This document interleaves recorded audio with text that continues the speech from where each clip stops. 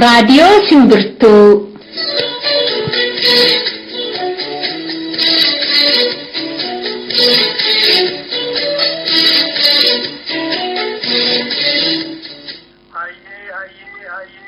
Waaqa gurraacha waaqa bokkuu sibiilaa waaqa shanangataa waaqa sagaltaman galmaa waaqa dargan booranaa waaqa ciicoo gurraatti waaqa sikkaayyoo hannagaadha walitti nu deemu qabanii siifa haa ta'u barri nagaa haa ta'u bariin nagaa haa ta'u gaarga nagaa haa ta'u guddinni nagaa haa ta'u galgalli nagaa haa ta'u ganamni nagaa haa ta'u handuula mirgaan haa galu. Kun raadiyoo Simbirtuu torbeetti guyyaa tokko gaafa kamisaa qophii darbudha.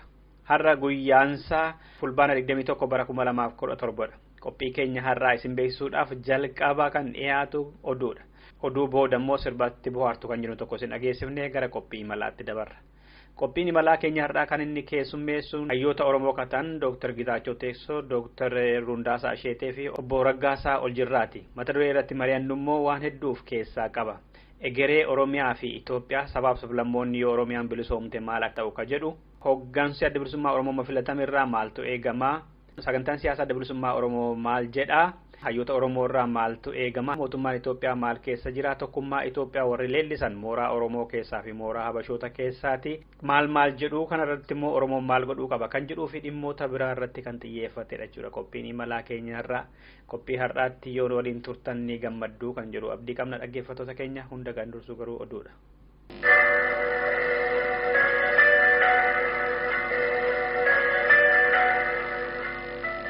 Qondaalonni fi dhalootaan Tigree kan ta'an abbootiin qabeenyaa Itoophiyaa keessaa yeroo ammaa qabeenya isaanii gatii cabsanii gurguraa jiru jedhame.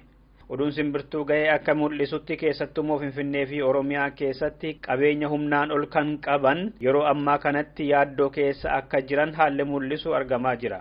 Addatti Tigroonni maddisaa kan hin beekamneen manootaa fi qabeenyota gurguddoo horatan yeroo ammaa kana gurguruudhaaf asiif achi kaataa jiru jedhameera.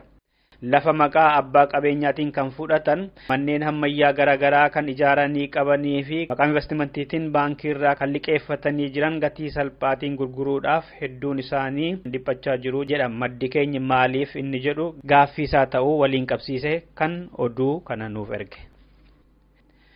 Daangaa Oromiyaa fi Ogaadenaa jidduutti sababa lola deemaa jiruun badiin ga'ee akka qoratamu jechuudhaan Ameerikaan gaafatte. Imbaasiin Itoophiyaa, imbaasiin Ameerikaa Finfinnee jiru ibsa kibxata darbe baaseen akka beeksisetti walabdeessanaan yaaddoo keessa galteetti. Waan ta'eefuu mootummaan Itoophiyaa badii ga'e sanaaf sababa isaa karaa iftoomina qabuun akka qoratu jettee gaafatteetti. Garuu immoo taajjabdoonni ibsi imbaasiin Ameerikaa Finfinnee jiru baase kun fakkeessaa fi maqaaf kan ooludha jedhu. Sababiinsaas deeggarsa US fi UK'n kennaniinidha waan mootummaan Itoophiyaa har'a raawwataa jiru yeroo jedhan. Bara 2016 bara darbe qofa US Ameerikaan Itoophiyaan nan gargaara kan jettee waadaa galtee fi doolaarii biyyashii miiliyoona 800 fi miiliyoona 9 kennuufiif akka ture yaadachiiseera maddi keenya kun. Adda bilisummaa uummata Tigraay hoogganoota dhaabbata dunguraasummaa yeroo ammaa kana qoqqooduu fi tarkaanfii irratti fudhachuudhaaf shira inni qondaalota OPDO warra duraanii wajjiniin xaxaa jiru ammas hammaachaa jiraachuun dhagahame. Maddeen keessa mootummaa akka jedhanitti gareen Saamoraa Yunus, Abbaay Tsahaayyee fi Dabratsiyoon lola amma Oromoo irratti gama Ogaadeniyaatiin banamee jiru karaa namticha Meejar Jeneraalii Tigree magaalaa Harar keessa qubatee Ogaadeniyaa bulchuutiin gaggeessaa jiru.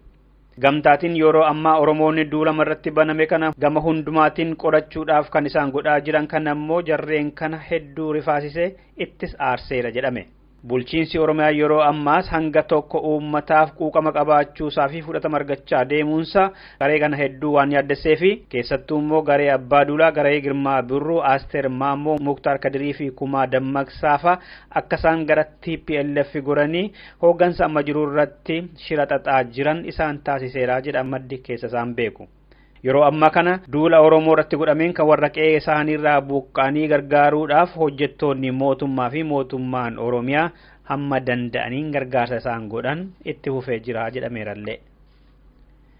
Sawalola Oromoorratti banameen Oromoonni qeerraa buqqaan yoo xiqqaate yeroo ammaa kana gara 77 caaleera jedhame. Isaan kanaaf federaalarraas ta'e naannolee biyyattii keessaatti gargaarsi godhamuudhaaf wanti yaalame waan tokkollee dhagaamne jedhameera. Biyyoota ambaa keessaallee warri mooraa tokkummaa Itoophiyaaf boohaa turanirraa deebiin argame hanga ammaatti afaan qabachuu qofadha jedhame. Inumaayyummoo mooraan gama booda kana kun Oromoon Ogaadeniyaa keessaa buqqa'uusaatti gadduurra kan isaan yaaddise ta'uu dubbatamaa jira. Yarreen kun yeroo bira nuti tokko Oromoon qaama Itoophiyaati, Itoophiyaan jaalala jecha akka turan beekamaadha. Garuu yeroo Oromoon rakkataa jiru kana afaan isaanii qabatanii taa'uun isaan Oromiyaa fi qabeenya Oromiyaaf malee Oromoodhaaf jaalala akka hin qabne ragaa dabalataa mul'ataa jirudha jedhu taajjabdoonni. Godinoota Oromiyaa adda addaarraa gargaarsi warra buqqaa kanaaf godhamu karaa kallattii fi alkallattiin ala keessallee wanti ergamaa jiru danuudha jedhu maddeen Simbirtuu. Dhumarratti lolli daangaa Oromiyaa fi Ogaadeniyaa irratti godhamaa jiru kun gara Walloo fi Karrayyuuttis babal'achaa jiraachuutu dhaga'ama. Godina Shawaa Kibba Dhiyaa, Wallaggaa fi Jimmattis yaadamaa jira shirri kun jedhameera. Balaa wal fakkaataan gaggeeffamuun humnaa fi tokkummaadhaan Oromoon fincila xumura gabrummaaf adda bilisummaa uummata Tigraay irratti akka hin kaaneef shirri ta'ee jedhamee xaxamaa jiru Walloo fi Karrayyuu keessatti illee eegalameera jedhama maddi keenya. Kan bakkoota biroo immoo ittuma yaadamaa jira jedhu maddeen. Oromoonni keessaa fi alaan adda addummaa tokko malee waliin ka'uu qabanii yeroo jedhanii dhaamsa isaanii nuun gahan. Dhaggeeffattoota keenya oduun keenya irraa kanumadhaa sirba itti aanu kanaan marii hayyoota Oromoo 3 wajjin taasifne itti fufee dhiyaata.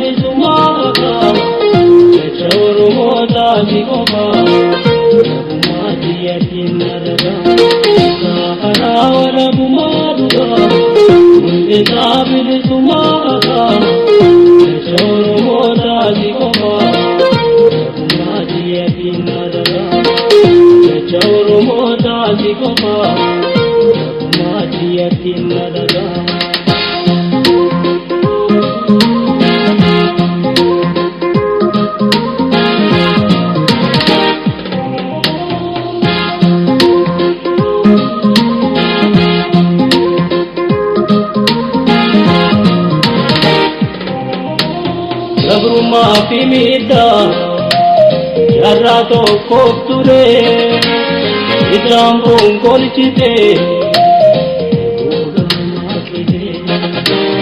Ita gabrumati Qabsoonsi tikide Iga goototatin Kan Oromota Kolcha gabrummaa Oromia Kata Oromia Sakara wala bumaduga Ulita bilisumaa Kecha Oromoo taazikoma Kecha Oromoo taazikoma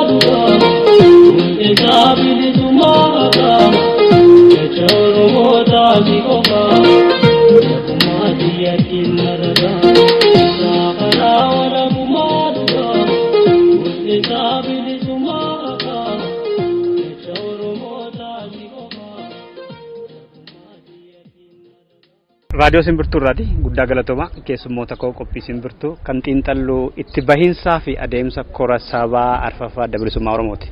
Kan isin erge bakka kora gaggeeffamettidha. Dr. Gizaachoo Teessoo, Dr. Hundaasaa Isheetee fi obbo Raggaasaan Oljirraa guddaa galatooma baga nagaan dhuftan. Baga nagaan jiraatte dassu. Atillee baga nagaan dhufte. Galatooma baga jiraatte. Isin hirmaattota kora arfaffaa bilisummaa Oromooti. Obbo Hundaasaan eenyuun bakka buutee eessarraati? Hundaasuma bakka bu'ee Ameerikaarraa. Raggaasaan Ameerikaarraa kutaa Ameerikaa baha USA chapter irraan dhufe. Kan adda bilisummaa Oromoo. Ani garee think tankii ABO'rraan dhufe. Gamanaa kaatan maal qabdu ture sabnuudhaaf waa'ee kora kanaa kan akkamiiti akkam ta'a ture wanta jajjamaa tures quba qabdu turtan akkamitti agartanoo Dr. Hundaasarraan. Ani dura wanni quba qabu hin jiru hin turreeyyuu. Wanni yaadaa ture maal seetee ABO'n loltuu qaba kan jedhantu karaa ABO dhaga'ama. Karaa warra isaan jaalanneen immoo loltuun hin jirtu jedhu. So tumsaa keessatti yeroo baay'ee kan waadaa gale tokkumaan dhaqeen ofuma kiyyaa arga kan jedhu tokko ture. Akka kanaa immoo carraa kana naan argadhu dhufee namoonni wal biratti argee loltuu isaaniis miseensota isaaniis dubbisuu ture. Egaa asitti dhufee waan hin arge raajiidhaan jedha. Loltuu hamma eegdumoo isaa gadimoo haamlee isaanillee ilaaltetta? Haamlees argee naamusa isaan qabanillee baay'ee raajeffadhe humna akkanani tilmaame oli waan hin eege ol ta'etu natti argame. Obbo Raggaas. Ani egaa akka korri ta'u inni qubannan qabaa caasaasaa keessa sababiin jiruuf qaba karaa caasaan numan beeka korri kun yeroo qophaa'usi garuu korri kun haala baay'ee rakkisaa keessatti keessaas alaas haala rakkisaa keessatti sababii qophaa'ee fi tarii akkamiin qophaa'a laataa bifa akkamii qabaataa hirmaattoti maal fakkaatu namni biyya faggoorraa dhufaa keessumaa naannoo gaanfa Afrikaa biyya keessaas namni haala jajjabaa keessa darbee dhufaa attam ta'a laata ka jedhudha inni hanga ta'e na yaaddessaa ture sanarra darbees immoo waraanni bilisummaa Oromoo naannawa kana jiru maal akka fakkaatu waboon jiraachuusaan dhibbaa dhibbatti tuun arginu nama amanaa ture karaa caasaa dhaaba kootii sababiin beekuuf dhufees immoo isan eegee olittuun argee bakki kan dabalee amma bakka kana kan jiran bakka bu'oota mooraalee fi diviizhinii adda addaadha iyyuu. Bakka biraa mooraal lama sadii immoo bakka biraa akka jiru kan isaan ibsan waboon kana hoggana dhaabaarraa tuun ta'in waboo ajajoota irraati kan dhaga'e kan isaan nuuf ibsanii bakka bu'anii dhufan bakka bu'ooti kunuu dumminni isaanii waraana mooraa tokko guutuu ni ta'a. Kanadha gama biraatiin adda bilisummaa Oromoo dhugaadhumatti caasaa akkamii akka inni komaandii godhu caasaa akkamii akka inni diriirfatee jiru nan ajaa'ibe kan inni dura beeku nan arge arguun amanuudha akkuma faranjiin jettu namni Awustiraaliyaa irraa Ameerikaa irraa Awurooppaa irraa South Africa irraa Middle East irraa naannoo gaanfa Afrikaa biyya keessaallee bakka kanatti argameera. Kanaaf adda bilisummaa Oromoo jaarmiyaa akkas caasaasaa biyya lafaarra diriirsee ta'u jiraachuu isaatti hedduun dinqisiifadhe. Isin beeku caalattan arge jechuu kooti. Dr. Gizaachoo maal qabdu ture sammuudha waggaa dhuftan waa'ee kora kanaa imilkaa waratoon taane baay'ina cimina qulqullinaan gaggeeffamuu isaarraa fi kan agartan. Ani akka yaadutti dhaabni riphee lolaan tokko filannoo gaggeeffachuu fi dimokiraasii bal'isee dhiphisee deemuu fi hedduu nama yaaddessa. Qaama riphee lolaa ta'etti haala hamaa keessatti filannoo gaggeeffachuu jechuun yeroo hunda bakka dimokiraasii banaa godhanii bakka dimokiraasii ittiin tikfatan institushiniin adda addaa akka mana murtiifaa akka mana poolisiifaa akka mana hidhaafaa kanneen adda addaa kan ittiin dimokiraasii ittisan yookaan kunuunsan bakka hin jiraannetti filannoo gaggeessuun hedduu gaaga'ama qaban jedhu gara kootti mul'achaa ture garuu akka maleetti hin gammade waan hundi waan eegee olitti ta'e naamusni walgahii akkaataatti walgahii gaggeeffanne akkaataatti bakka bu'oota filatame bakka adda addaarraa akkaataa itti uummanni irraa hirmaate qooda irraa fudhate eessa akka dhufan yoo gaafa argu hedduu gammachuu guddoon irraa qaba jechuudha. Dr. Hundaasaa marii kora sabaa irratti gaggeeffame keessaa tokko ajandaa yookaan qaboo sagantaa siyaasaa adda bilisummaa Oromooti. Namoonni hedduun adda bilisummaa Oromoo yaada lameetiin deema luka lamaan deema gaafa mooraa Itoophiyaa bira ga'uu fi faranjii bira ga'uu Itoophiyaa dimokiraatessinaa jedhamu kan yaada Itoophiyummaa agarsiisu gaafa Oromoo bira ga'an immoo yaada biraa himu waa'ee Oromoof Oromiyaa walaboomuu jedhu. Maal hubattani sagantaa siyaasaa adda bilisummaa Oromoo qulqulluu miti maal hubattani irratti hirmaataniitu? Anumtis namooti yaada kana maganaa ture keessaa yookiin tiin komechaa ture keessaa tokko garuu wantin arge maal seetee xiyyeeffannaan hin jira bilisummaa Oromiyaa irratti. Kan dura adda bahee hin himamne amma gara fuulduraattis himamuu qabu akka yaada kiyyaatti kaayyoo fi malattiin kaayyoo sana bakkaan gahan addaan hin baafne ture. Ammas hin himamne sirriitti namni sammuu namaa keessatti galuutti irra jira yaadni kun. Maal jechuu kooti Oromiyaa bilisoomsina ennaa jedhan yookiin immoo walaboomsina ennaa jedhan isa akka kaayyootti lafa kaawwame sana booda immoo kaayyoo sana akkamiin achiin geenya kan jedhu strategy jechaadha. So from point A to point B akkamiin achi dhaqna kan jedhu sanarratti anytime yaada kee faranjii birannaa dhaqxu fakkeenyaaf yoo faranjoonni hirphaa isii godhu ta'e qarqaarsa isii godhu ta'e biyya sanaa hin facaafnu walqixxummaa namaa hin eegnaa mirga namaa hin eegnaa jedhanii dubbachuun fi Oromiyaa bilisoomsina jedhanii dubbachuun waliin rukutu.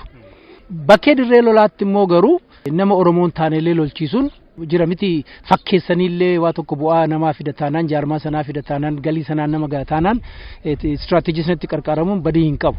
Kanaaf kana sirriitti adda baasanii himuurraa kanafe akka filannoon deemettis waan nan arge sagantaa irrattis akka barbaadametti lafa kaawwame waa tokko qulqullina kan dhabe hin jiru.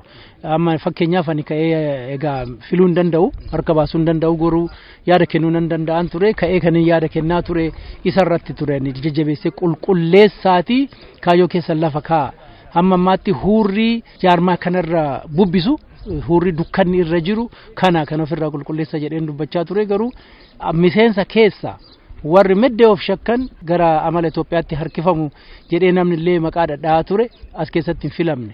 Ani harka ija kiyyaanan argee gurraanan dhagaye isaanuu jarriyyuu moo hin filamnu jedhaniiru maqaan illee tuttuqeemeera maqaan namichaan dha'u.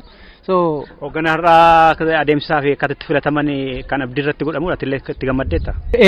Baay'ee gaarii ture karuma dimokiraatawaa ta'eedha ture egaa yeroo dheeraa fudhate malee ani otoo akka kooti dafeetu dhuman se'ee garuu egaa lafa gammoojjii kana keessatti bakkee teknooloojiin hin jirretti outstanding jedheetanii yaada.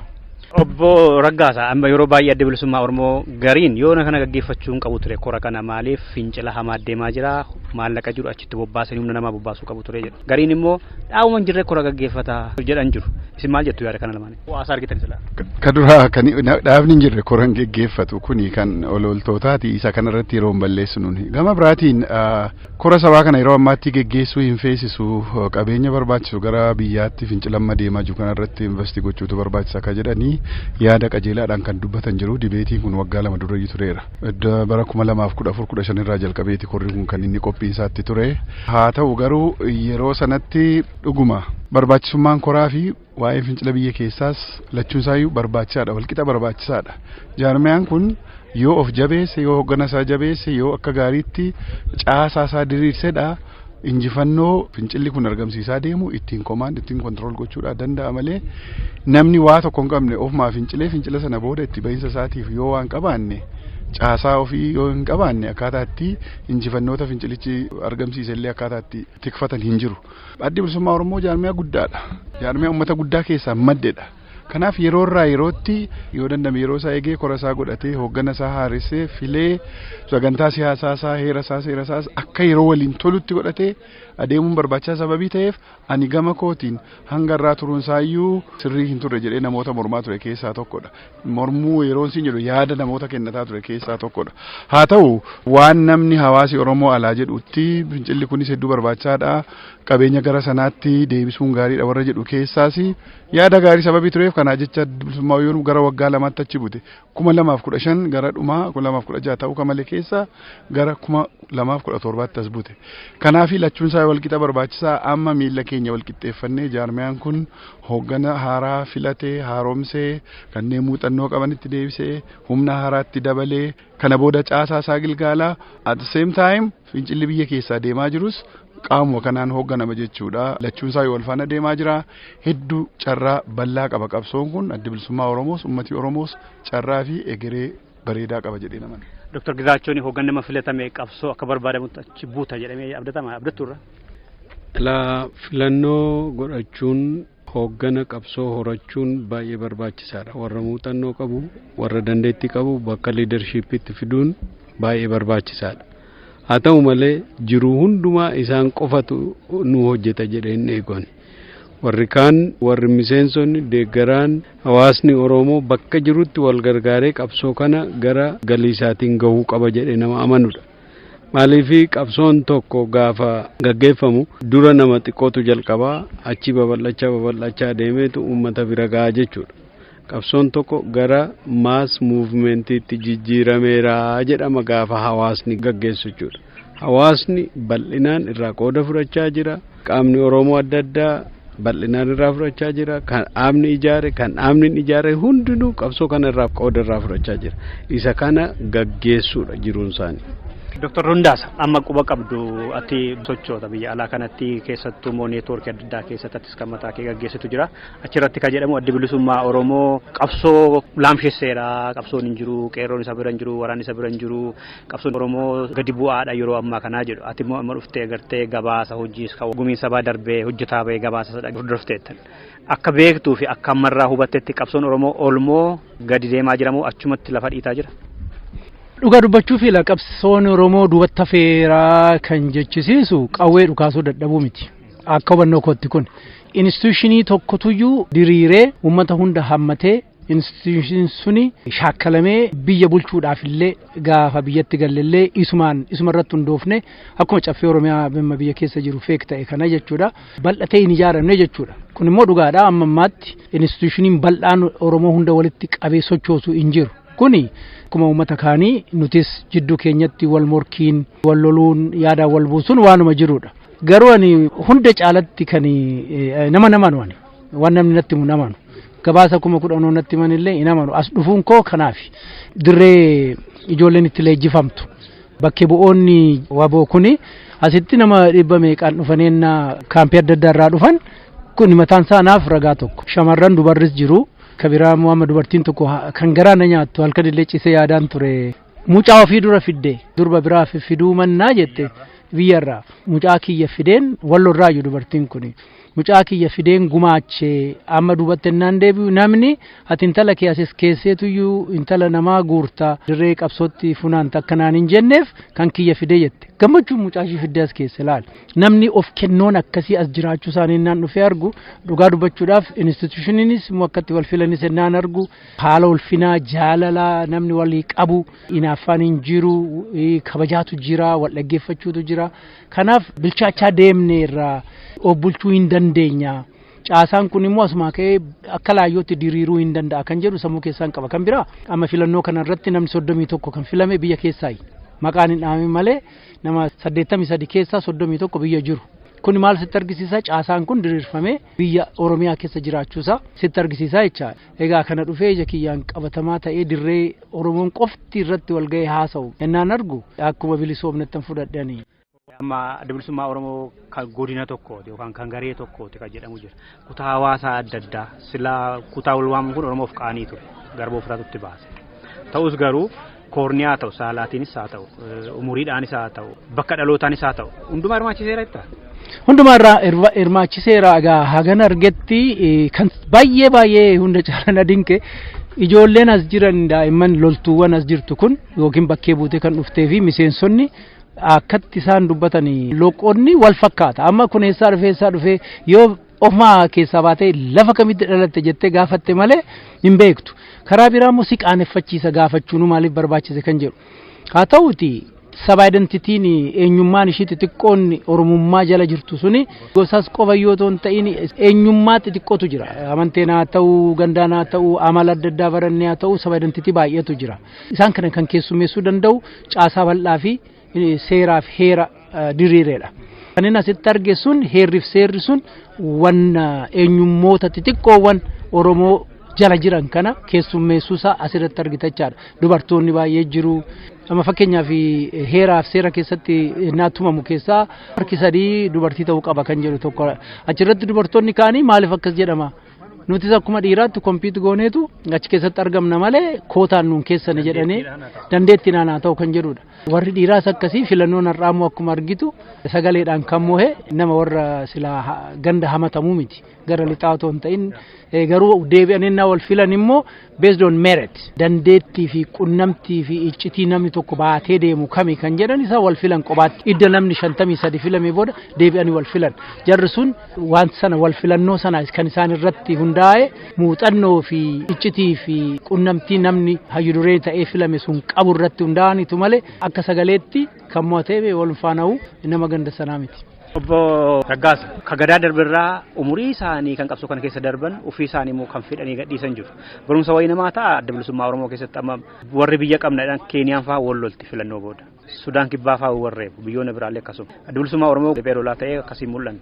Inumaayyuu warri fedhiin gadhiisan jiru jedhamee gabaafameera. Kun mul'ina dhaabni kun gara dimokiraatawaa gadaadhaan buluuf deemu mul'isa moo? Kuni kan dura tirendii bareedaa argisiisa. Akka tuu kaaste dhaabni kun dhaaba umurii dheeraa qabudha. Dhaaba kana keessatti namooti umurii dheeraa qaban jiru. Dhaaba kana bakka kanaan ga'u irratti illee warri kun gahee guddaa qabu. Dhaaba kana uumuu bu'uureffama isaarraa jalqabee adeemsa bu'aa bahii baroota dheeraa keessatti illee bu'aa guddaa wareegama guddaa kafalaniiru. Egaa isaan kun waltajjii akkasiirratti lakkii dargaggeessi itti dhufu nuti amma qaamaan dadhabne gahee biraa nuuf kennaa jedhanii warri irraa dhiisanii barnoota guddaa kan isaan Oromoottis uummata sabaa biraatiif illee kan isaan fakkeenya ta'ani. Kanaaf waltajjii kanallee kan adda godhu kun tokkodha. Egaa hawaasa keenya keessatti bifa hameetiin bifa ololaatiin waa meeqatu deemaa ture. Isa kanaaf deebii guddaatu kenname jedhee yaadani. Dr. Gizaachoo biyya alaa kanatti shaneetu deebi'ee filatame too jedhanii deebiin keessan maayini? Nuti jiruun vaakaansiin jira bakkatti jiruun suni jiru bakkatti poozishiniin suni jirutti nama fille dandeettii fille beekumsa fille namoota muuxannoo qaban namoota obsa cimaadhaan namoota murannoodhaan qabsoo kana gaggeessan fille malee namni haaraan baay'eetti galeera dhuguma qeerroo keessatti galaniiru. Dhaloonni qabsoo kana jiruu isaanii godhatanii jiruu isaanii full time irratti hojjetan garri caaluun isaanii isaanidha.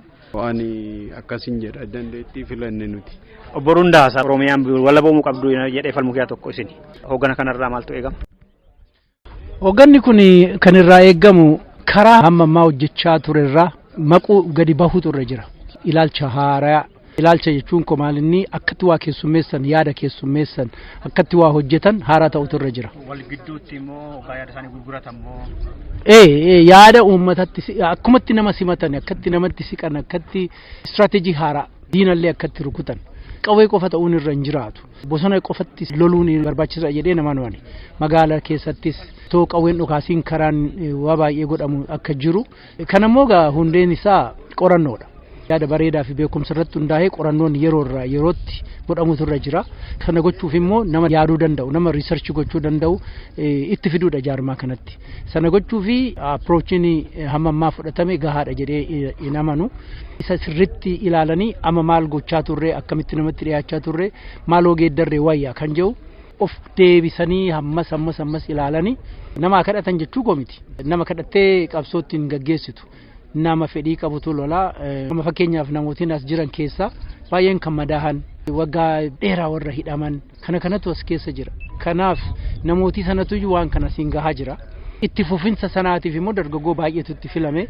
Haa ta'uti akkamitti intellectuaalii Oromoo akkamitti isaan gurmeessanii gurmuun beekaan Oromoo tokko haala xiinxalee fidee itti kennu tokko ilaalanii achirratti dhaabbatanii yeroo irraa akka think tank wayii ta'uu isaati. Yeroo irraa haala jijjiiruu haaromsuu waan akkasiiti. Asirratti Dr. Gizaachoo qabsoo kana gara fuulduraatti furgaasuuf damee kamtu irratti keessattuu beektota hirmaachisuu irratti beektonni irraa taa'anii dhuma nu waamu jedhanii har'a nu bilbilu jedhanii eeguu qabu moo ofii isaanii illee itti deemu naannoo kamitti irratti? Ani naannoo kanatti hir'ata jedhee karaa ogummaas haa ta'u karaa humna namaas dubbachuu hin danda'u maaliif guutummaa guutuutti hin beeku. Namni guutummaa guutuutti beeku nama hooggana gubbaa jiru. Otoo jiraatee ani nama tokko qofaatti waan an hirmaachisuun qabu collective actionidhaan barbaachisu. Akka waliigalaatti akka walootti waan nuti sochoonu waa hundi keenya hojjetu tokkoon gadi toon ta'in inni tokko irra caalaa hojjetes inni tokko hamma humna isaa qabsoo kanaaf gumaachine saba kana uummata kana rakkina keessaa baasuutu natti mul'ata malee akka itti gaafatamaa qofaatti itti gaafatama tokkotti kennine yookaan caalmaatti inni tokko hojjete inni tokko akka taa'uun barbaadu ni karaa koo. Asirratti baay'ee amma isarraa adda ta'uun baay'ee barbaachisaadha miti. Laale amma too ana na keesse asitti jaarma kana gaggeessi yoo naan jette bifa haaraadhaan akkamitti gaggeessita jettee ona gaafattee wanti godhu baay'ee jira. Dursa dubbii institution tokko ni ijaara asumatti. Dirruma kanattu miseensuufiyyuu wanti ni ijaaru jira. Fakkeenyaaf eenyummaan jechuun maali? Lola jechuun maali? Bilisummaa jechuun maali? Oromoon too Finfinnee qabannee har'uma kana too qabannee maal faa goona? Uummata kaaniin arii namoo wajjin jiraachuu jechuun maal jechuudha? Seerri maal jechuudha? Egeree irratti citizenshippiin humti Oromiyaayyuu maal fakkaata kan jedhu dibeetii kaasuudha. namni gaaf sana hin dhaggeeffata achirratti dhufee qooda fudhachuu barbaada jechaadha. Waan akkasii uumteetu qalbii namaa harkista karaa adda addaa malee yoo barbaadde kootu barbaaduu baatte boolla seenii waan jedhan sun hin baasu. Ani perspektiivii biraatiin illee alagaa fiinkee hoogganni kun maal gochuu qabaadha damee kamtuu nama hirmaachisuu qabaadha moo ofumaatti inni jalqabaa hoogganni tokko kan hooggana isa taasisu beekumsa hundumaa qabaatee miti namni hawaa hoogganu hoogganni jabaan namoota beekumsa qaba walitti qabata namoota hojii hojjeta walitti qabata ana kanatti mul'atutti hoogganni haaraama filame kuni waan hundumaa ofiisaa hojjechuudhaaf hin danda'u akkasis miti hoogganni tokko inni gochuudhaa malu beektota hedduutu jira beektota Oromoo gara laafeyyiidha baay'een isaanii namoota waamicha dhaaba kanaallee ta'anii eeggatantu jira malee cal jedhanii itti dhufanii ani kanan godha jedhanii caasaa tokkotti yookaanis immoo jaarmiyaa tokkotti hin seenani kanaaf hoogganichi waan amma lafaa jedhame waan ma jaaruddaasaan jedhe hunduma isaa lafaa qaba seeraaf heera keessatti taa'eera arraa kana yoo galle maal goona isa jedhu sanaaf seerarra jira garuu humna isaatti qabnaa tolfanneerraa poolisii akka gaariitti tolfanneerraa gama dinagdeedhaan gama siyaasaadhaan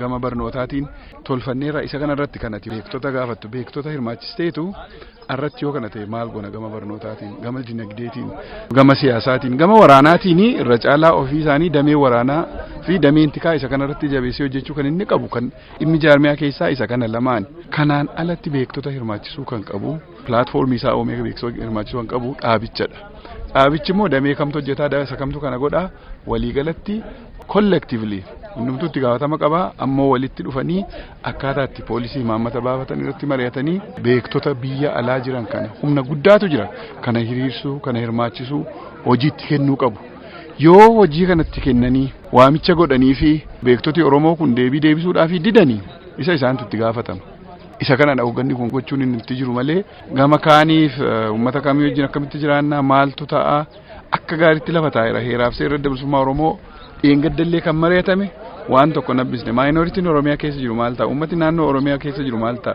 walumaa gala ummati amma geopolitical entity Itoophiyaa jedhamu kana keessa ummati jiru maal ta'a addi bilisummaa Oromoo fi ummati Oromoollee itti gaafatama seenaa qabaadha kan jedhamaa ture walgahii kana keessatti yoo mootummaan kun kufe kan humna qabu moral authorities moral obligations kan qabu adda bilisummaa Oromoo ummata Oromoodhaadha jedhameera isa kanaaf of qopheessuu qaba dhaabichis ummatichis isa kana gochuudhaaf immoo beektota akkaataatti hirmaachisu pilaatfoormii isaa qopheessee waamicha godhuufii qaba ani muuxannoon qaburraa namoota hedduun kanaaf akka isaan birmatan dhibbatti nan beeka. Sadan keessaniif iyyuu dubbistaniis haa ta'u Oromoo keessatti argitaniis haa ta'u dhaabbilee Oromoo keessaa kan hubattaniis haa ta'u hoogganni filate kun kan irraa lagachuu qabuu fi qabsoon Oromoo kan irraa fagaatuu qabu gufuu qabsooti kan jedhamu maaliin kan qabsoon bilisummaa Oromoo qabaachuu hin qabne irraa toobbatuu qabu yoo achiiquu barbaade maal gochuu kan qabaanne maali?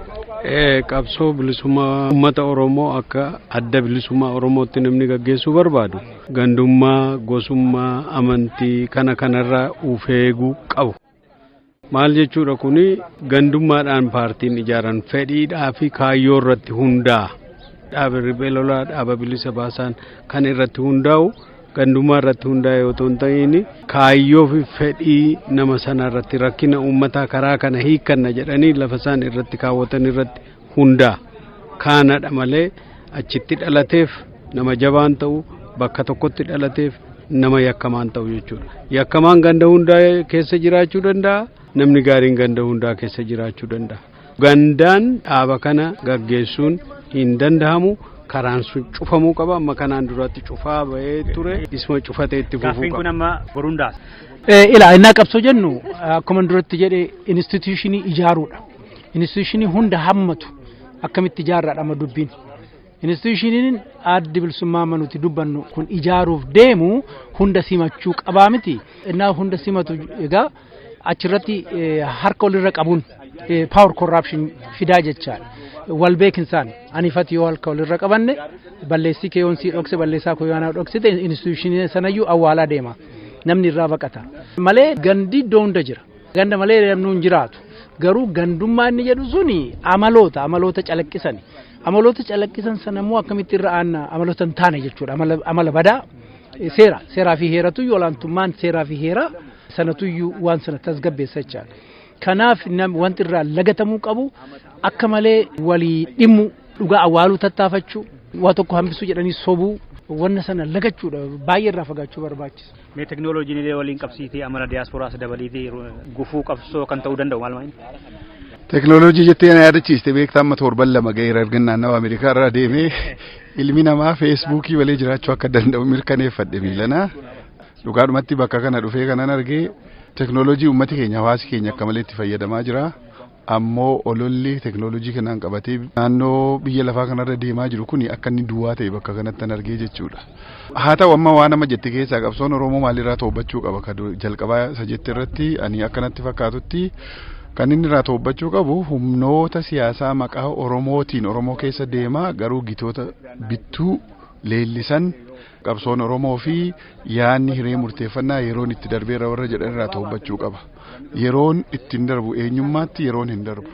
Hiree ofii murteeffannaatti bilisummaatti yeroon hin darbu. Na yaadadha 80moota dhumarraa New World Order waan jedhamu tokko fidaniitu kana booda addunyaan tokko kan jedhutu dhufe. Yugoslaaviyaan sana booda kan inni biyya shammoo ja'a ta'e. Waraana Bosniyaa Herzegovinaa yaadanna Eertiraan sana booda kan inni biyya ta'e. Dheengadda Saawus Sudaan kana booda kan inni biyya ta'e. Kanaafi eenyummaan waan yeroon itti darbu miti. Kanaaf Oromoon kan inni irraa of eeggachuu qabu humnoota akkasiirraa maqaa Oromoo warra deeman garuu waan Oromoo fi waan hiree murteeffannaa yeroon itti darbeera jedhanii gama gita bittootaa goranii warra gita bittootaa leellisan irraa of eeggachuu qaba. Kana keessumsiisuu illee qabu. Isa sanas keessumsiisaa yaada bilisummaa Oromoo addi bilisummaa Oromoo fi uummati Oromoo geggeeffatu kanas leellisaa lachuusaa wal faana deemsuun hin danda'amu. Oromootu murteeffachuu qaba kana. Humnoota akkasii immoo kan balleessuudhaa danda'u humna biraa miti uummata Oromoodha. Keessumsiisuu dhiisa, dhaggeeffatuu dhiisa, yoo danda'amillee humnoota badii akkasii ofirraa dhoowwuu danda'uudha qaba. Waa itti dabalu ila tokkoffaa sodaa dhiisuudha. Namni kana naan jedhanii sodaa dhiisu fakkeenyaaf shane waan jedhan asitti ka'ee ture. Ani akkuma dhageesse ka'ee kan hin dubbadhe shane yookiin shanacha kan jedhu hundeedhuma caasaa sirna gadaa keessaa burqa. Namni shane jedhee naan rabse jettee ati yoo irraa baqatte bormoo xabbaaf naan jedhu yookiin immoo ganxaa'e naan jedhu jettee sana irraa baqachuuf deemtaa jechaadha. Kanaaf waan itti amante sana xiyyeeffattee yoo hojjette 10 ta'e 15 ta'e himuwatta.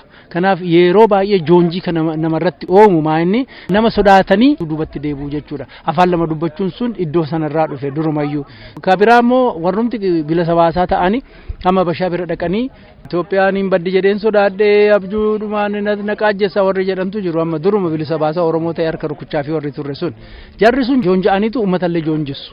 Kanaaf addi bilisummaa Oromoo yaada joonjessaarraa baqachuu fi of qusachuu danda'utu irra jira. Kanaaf clear ideological direction kana qabaachuun barbaachisaadha. Tole galatoma. Dr. Gizaachuu amma warri Amaaraa tagaaftanaa jiru wal fuuneerraa jedhu. Gaaffiin Oromoo waa'ee fuudhaa fi heerumaati. Gaaffiin Oromoo waa'ee hawaasummaa miti warri jedhan jiru. Awurooppaan tokko taatetteedha. Awurooppaan biyyi kamiyyuu daangaa ishee diigdee waraana ishee diigdee walitti galeeru hin jiru. Innuu ammamaa diigamaa jira Awurooppaa yuuniyyuu. Kanaaf Itoophiyummaan nu baasa warra jedhaniif adda bilisummaa Oromoo waggaa waliin ilaaltani uummanni Oromoo gara miidhaa jiraatanii yaaddu yookaan immoo maal godhuu qaba as keessatti Oromoon waggaa Habashaa faana illee mari'attu. Ilaa keessumaa isa waa'ee tagaaftanaal jedhu kana warri unionist jedhani warri mooraa tokkummaa keessaa warri isaan kaasanii tokkummaarraa ka'anii dubbatanii waan biyya tokko godhaayyuu hin beekani. Waan faamilii keessa jechuudha. Tagaaftanaal jechuun faamiliidha. Sadarkaa faamiliiti. Waa'ee bulchiisa magaalaa yookaasne naannoo lookaaliiti. Waa'ee bulchiisa naannoo irratti hundoofne biyya hin ijaaru abadan. Waan biyyi ijaaramu waan tokko nama godhaa yoo waan tokko nu godhu qabaanne waan waloo waan gurguddaa waan biyyoolessaa irratti yoo ka'e malee waa'ee faamilii kaastee biyyan ijaartu faamilii adda addaa jira. Inni tokko faranjii fuudha, inni tokko gurraacha fuudha, inni tokko araba fuudha, inni tokko chaayinaa fuudha. Kana irratti hundoofne biyyan ijaarru kuni sobadha. Tokko lammaffaa alaabaa tokko qabaachuudhaan biyya hin ijaaramu. Isaanan kaasan alaabaa tokko ilaalcha tokko waan akkasii jedhaniiti kuni sobadha. Kanarratti hundoofne biyya hin ijaarru jechuudha. Karaa biraa adda bilisummaa Oromoo kaayyoon amma dubbisamee qulqullaa'ee taa'e kuni hin cinnaa adda baanaa biyya diignaa han jedhu tokko hin qabu. Mirga Oromoo eegsisuuf hundee mirgoota sabaaf sablammummaa sanarratti ijaarameetu kaayyoon kun taa'eera jechuudha. Waggaa baay'ee irratti hojjetame, waggaa baay'ee muuxannoodhaan ilaalameera. kan kana jedhu tokko hin jiru jechi tokkos keessa hin jiru jechuudha. Garuu uummata Oromoof mirga isaa eeguudhaaf waan uummanni Oromoo murteeffate haal duree tokko malee fudhachuudhaaf akkasitti dhahan taa'eeru. Itoophiyaa kana namni hubatee hin jiru. Warrumti Itoophiyaatti bu'anis hubatanii hin jiran. Itoophiyaa jechuun birookiraasiidha. Birookiraasii caasaa mootummaan Habashaa diriirfate jechuudha. Wal fuudhuu waan biraati. Waa'ee baayoloojiitiin. Wal fuudhi maal rakkoo maal qaba? Amaarrii fi Tigree fi Oromoon wal fuudhee haa jiraatu. Garuu nuti birookiraasii sana ofirraa jigsinaa jechaadha. Caasaa nama cunqursu, caasaa aadaa koo balleessu, caasaa na hacuucu, caasaa lafa koo fudhatee nama biraati kennu. Sirna afaan otoo ati qabdu afaan Amaarinyaa dubbadhu siin jedhu. Abbaa seeraa fidee iddoo biraati utuma afaan Oromooyyuu beektu afaan biraatiin dubbadhu siin jedhu. Kanaaf birookiraasiin sun ciccituu qabannaa jennu bari dhirsaaf niitiin Amaaraa fi Oromoo walaahii kan jechuu keenyaa miti. Kanaaf Itoophiyaa warri hubannetu Itoophiyaa jedhu. Itoophiyaan dubartii Gondar irraa dhuftee teesse wayii miti. Itoophiyaa jechuun daabboo yookiin immoo farda wayii miti. Jira miti waanuma harkaan qabattu miti. Ayidiyaadha. Yaada. Itoophiyaan birookiraasiidha. Itoophiyaan heeraa fi seera namni ijaarrate. Sun caccabuu qaba. Maaliifin heerri amma wayyaaneen ijaarte nuun ta'u. Maaliifin BPLF Tigraay irraa dhuftee Oromoo irratti si ajajaa jirti. Seera sana hin barbaannu kan keenya iddoo keenyatti ijaarrannaadha. Kan keenya seera keenya tumannaa. Garuu si wajjin jiraachuu hin dandeenya jechaa jirra. Yoo manni murteeffate. Kana Obbo Raggaasa adda bilisummaa Oromoo Itoophiyaan impaayiradha. Impaayirri immoo diigamuu qabdeedha. Impaayirri toon diigamiin biyyi gola babaattu jirti. Impaayirri diigamuu jechuun impaayirri tokko identitii adda addaa walitti qabeetu bakka tokkotti humnaa walitti qabee jiraachisa. Identitooti kun eenyummooti kuni kan isaan eenyummaa mataa isaanii uummachuudha danda'an yoo haguugaan impaayira kanarraa ka'edha. Sana jechuun impaayirri kun yeroo inni caccabu eenyummooti kun separate identities qofaatti ba'anii yeroo mataa isaanii danda'anii impaayirri sun bakka sana jiraatu jechuudha. Proosesiidha. Impaayirri diigamuun proosesiidha. Dirqamas immoo eenyummooti kun mataa isaanii danda'anii haguugaa sana jalaa ba'anii addunyaatti beekamuun waan mataa isaanii kan kooti kan jedhan qabaachuu kan isaan danda'ani. Yoo agoobarri sun haguugaan sun yoo irraa ka'edha. Inni sun impaayira. Itoophiyaan impaayiradha. Maaliif Itoophiyaa keessa saboota adda addaatu jira. Ummatoota adda addaatu jira. Kan aadaa hedduu walirraa fagoo ta'e qaban afaan adda addaatu jira. Kana keessa afaan tokko duwwaa fi aadaa tokko duwwaatu doomineetii godhee jira. Otoo diigamiin dimokiraatessuun danda'ama impaayira. Attamitti dimokiraasii jechuun maal jechuudha? Dimokiraasii jechuun yeroo humnooti hundumtuu namni hundumtuu identitiin hundumtuu wal qixa ta'e kan mataasaa qabaatu jechuudha. Sana jechuun immoo impaayirri sun hin jiru jechuudha. Humnooti kun hundi isaanii kan mataa isaanii yoo qabaatanii doominansiin hin jiru jechuudha. Doominansiin hin jiru taanaan impaayirri hin jiru. Kanaaf Itoophiyaan dimokiraatota jechuu hin dandeenyu. Baddeetti bakka sana sirna haaraatu bakka isaa bu'ee sabootaa fi sablammootatu hiree mataa isaanii murteeffate. Entitii biraatu jira bakka sanaa jechuudha. Warri waa'ee dimokiraasii prescribe godhanii rakkina Oromoo fi sirrii miti deebi'iin ta'u. Otooruma dimokiraasiin jiraateyyuu dimokiraasii keessatti rakkinni Oromoo deebi'uu hin danda'u. Dimokiraasiin maal jedhaa? Evolutionary change jedhan. Jijjiirama suuta jedhee waggaa 150 waggaa 200 keessatti dhufu jechuudha. Amma atattamaan rakkina keenya furachuu barbaannamoo waggaa 150 keessatti suuta jennee dimokiraasii guddisaa achumaan immoo deebisaa deemnaa inni jedhu suni gaaffii keenyaaf hin ta'amoo hin ta'u jennee kaasuun nurra jira. Rakkinni Oromoo har'a dhumaa jira. Har'a du'aa jira. Namni keenya hidhamaa jira. Lafni keenya saamamaa jira. Qe'een keenya badaa jira. Kanaaf furmaata atattamaa ammatti barbaannamoo gara fuulduraatti adeemsa keessa nuu deebi'a homaa mitiin obsinaa kan jedhudha. Dimokiraasiidha hojjenne obsinee argachuu nurra jira jechuudha. Seerri dimokiraasii akkasidha. Lakkii atattamaan deebisuu qabna nuti jenne dimokiraasiin isaan jedhan inni ture sun innumti amma wayyaaneen jettuyyuu adeemsa keessatti guddisaa jirran isaan nuun jedhan sunu dimokiraasiidhumadha akka isaan jedhanitti. Inni nuuf deebi'ii nuuf hin ta'u isa sana diigne hankeenya kan biraa kan nuuf ta'u dimokiraasii Oromoof ta'u aadaa Oromoo wajjin compatible ta'e haala qubsuma Oromoo wajjiniin kan walgitu ofii keenya baafanna malee inni isaan kanadha jedhani suuta jennee sin balleessinaadha. Inni sun nuuf hin ta'u. Laali namni amma kan joonjo ODF faama kan dubbatan akkuma akka hamma jirutti gaafiin Oromoo deebi'eeraa jedhu miti. Garuu gaafii Oromoo sabbicuun akka mootummaan Tigree deebisuu hin danda'u. Maal yoo jette wanti xiqqoon rakkoo waan guddaatiif hiikaa kennuu hin danda'u. Waan guddaatu waan xiqqoodhaaf hiikaa kenna. Jechuun qurxummii xiqqoon qurxummii guddaa nyaachuu hin dandeessu.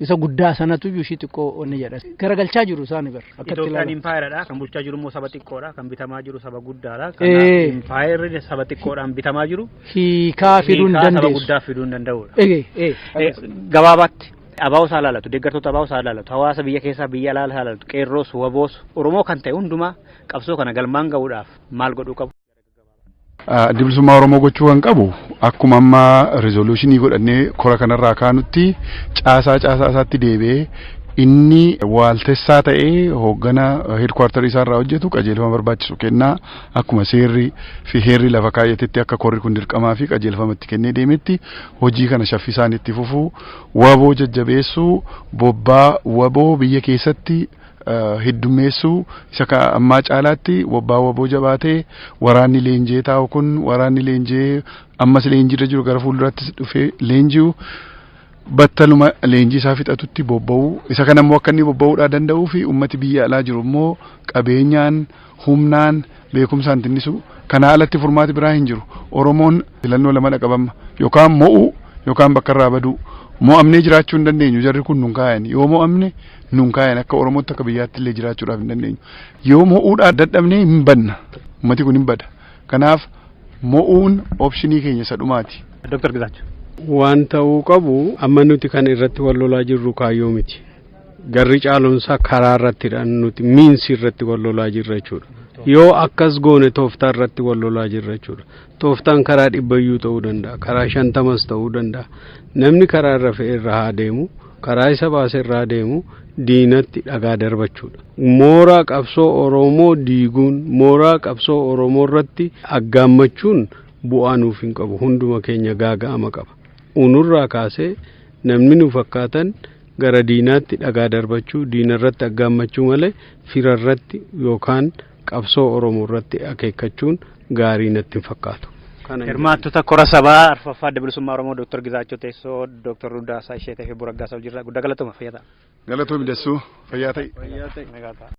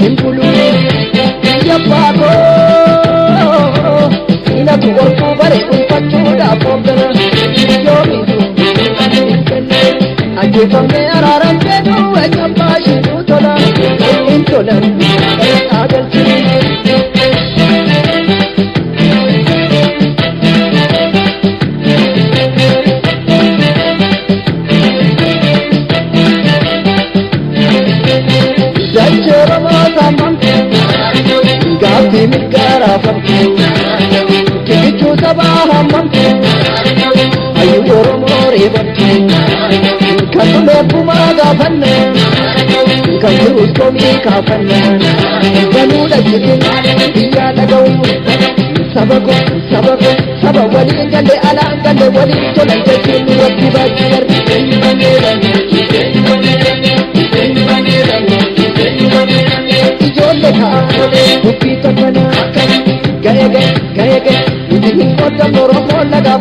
taane uffati naman taane iddoo kanarratti jeeratti na furmaane iddoo kanarratti jeeratti na furmaane ijoollee Oromoo namni sobamne kaleessa har'allee Oromummaan keenya hiddaan dhufa dhiigaan ragaan ta'u afaan walitti makaanii beekamaa lafaan walitti makaanii beekamaa lafaan wal barbaanne humna kaamna godhee hubadhu saba koo sanii fixuu fedhe jalaa gadi hin ciifnu gamtaa taphisiisnu.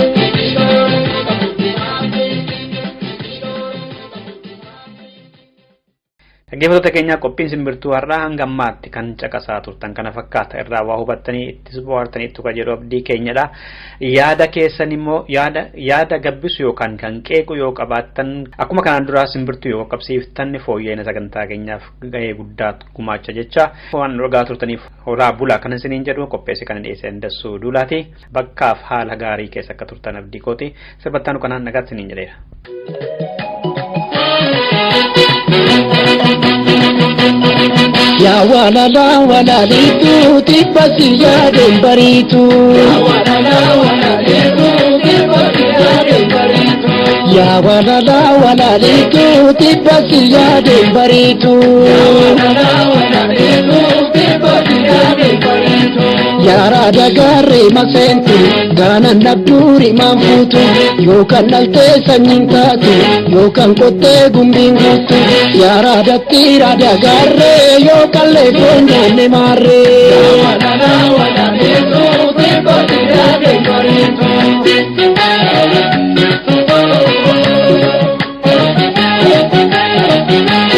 Ada bajiga ya basatu tiga jacu barte viragan tabantatu Ada bajiga ya basatu tiga jacu barte viragan tabantatu Ada bajiga ya basatu tiga jacu barte viragan tabantatu Ada bajiga ya basatu tiga jacu barte viragan tabantatu Malo ya baye malo ya buko bekta gangarako sitti abdachuko walirratti duuna gallis walumaani jaalalti qixxeedha maalii adaraani jaarsi looniin eegu dhimma marrachiisa ambaraana moojii sinna kakachiisa yabaatee jarree walitti kaatee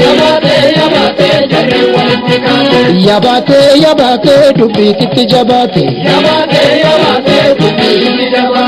Egabe nungala Aningal tu sinangal Mucayo gal mishagar Yadi gal mishagari Tiyadam